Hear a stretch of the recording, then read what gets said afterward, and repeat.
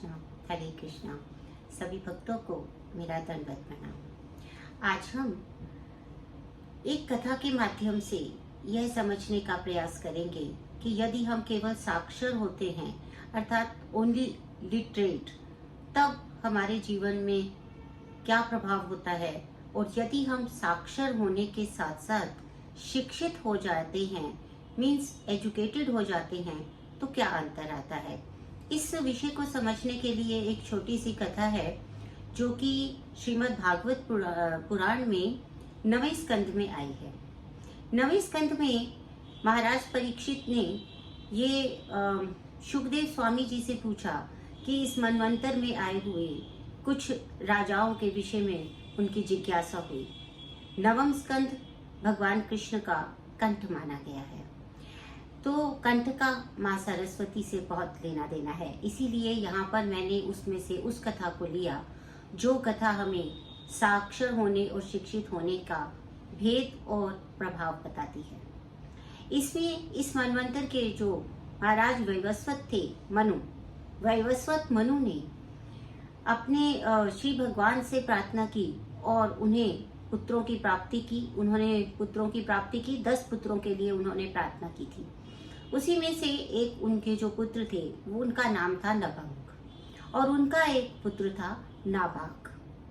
नाभाग जो है वो जब गया पढ़ने के लिए, तो वो जब गुरुकुल में गए तो बहुत समय तक लौट के नहीं आए। तो जो नाभाग के बाकी पुत्र थे, उन्होंने सोचा कि नाभाग अब ब्रह्मचारी हो गया है और वो अब वापस नहीं आएगा, तो उन्होंने पिता की सारी संपत्ति आपस में बांट ली।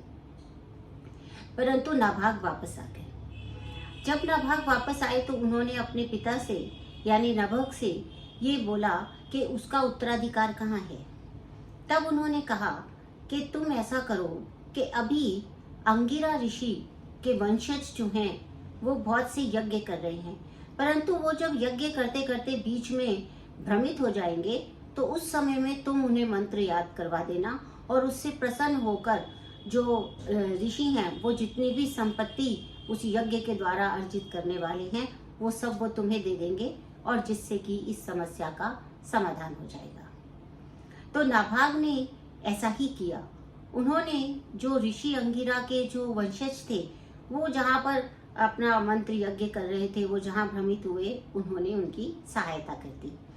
जब वो वंशज जो थे ऋषि अंगिरा के, वो उनको संपत्ति देने लगे, तो भगवान शिव वहां आ गए और उन्होंने कहा कि इस संपत्ति पर तो मेरा अधिकार है, क्योंकि ये यज्ञ मेरे लिए किया जा रहा था।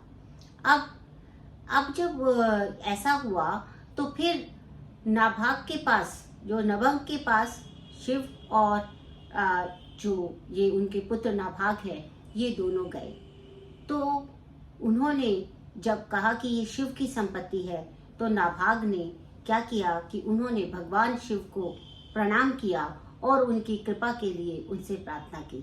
तब भगवान शिव जो हैं वो प्रसन्न हुए और वो सारी संपत्ति वो नाभाग को देकर चले गए। तो इससे, इस कथा से हमको क्या पता चला, इस छोटी सी कथा से हमें ये मालूम चला कि जो नाभाग था, पहले ही स्तर पर जब उसे पता चला था कि उसके भाइयों ने सारी संपत्ति यह समझकर आपस में बांट ली है कि वो कभी वापस नहीं आएगा, तब वह अपना समय और अपनी ऊर्जा अपने भाइयों से लड़ने में अथवा अपने पिता से लड़ने में नष्ट कर सकता था। परंतु उसने उस ऊर्जा को नष्ट नहीं किया और बहुत ही धैर्यपूर्वक उसने अपने पिता से इसका उपाय पूछा और उत्तराधिकार पिता से शांतिपूर्वक मांगा।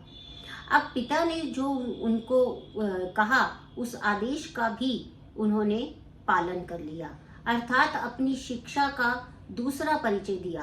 पहला ये परिचय दिया कि वो सीधा जो है वो एकदम से उद्वेलित होकर लड़ने पे नहीं आ गए। दूसरा उन्होंने ये जो है उपाय किया कि शिक्षित होने का ये प्रमाण दिया कि अपने पिता की बात को जैसा यथावत उन्होंने स्वीकार कर लिया और वो उनके पास चले गए। उसके बाद तीसरा शिक्षा का प्रमाण ये था कि क्योंकि वो शिक्षित थे, इसलिए जब ऋषि जहाँ भ्रमित हुए वहां पर वो उनकी सहायता करने के लिए योग्य बन गए। और चौथा प्रमाण अब क्या मिला कि जब जब सब कुछ हो चुका है और उन्हें प्राप्त होने ही वाला था, ऐसे में भगवान शिव का वहां आना, तब वो भगवान शिव के प्रति भी अपना क्रोध जो है वो प्रकट कर सकते थे, परंतु वहां भी अपनी शिक्षा का परिचय देते हुए उन्होंने फिर से धैर्य रखा और इसके अपेक्षा की वो उनसे कुछ झगड़ते या फिर उनसे कहते कि नहीं नहीं ये मेरा अधिकार है, उसके ऊपर कोई वाद विवाद करते, उन्होंने अपना जो स्वयं को जो है वो भगवान शिव के आगे अपना समर्पण कर दिया और उनसे प्रार्थना करके उनसे कृपा की प्रार्थना कर दी, मतलब कृपा की मांग कर दी। तो इस प्रकार से जो यहाँ पर नाभाग है उन्होंने हमें बताया, अपने जीवन के इस घटना से बताया कि साक्षर होने में और शिक्षित होने में कितना अंतर है। यदि केवल साक्षर होते हैं तो अपने अधिकारों के लिए सिवाय लड़ाई झगड़े के अथवा मनमुटाव के कोई दूसरा उपाय नहीं पाते हैं, और यदि शिक्षित होते हैं तो किसी भी समस्या का धैर्यपूर्वक जो है वो हम उपाय प्राप्त कर सकते हैं और धैर्यपूर्वक हम अपने लक्ष्य को भी प्राप्त कर सकते हैं। हरे कृष्णा।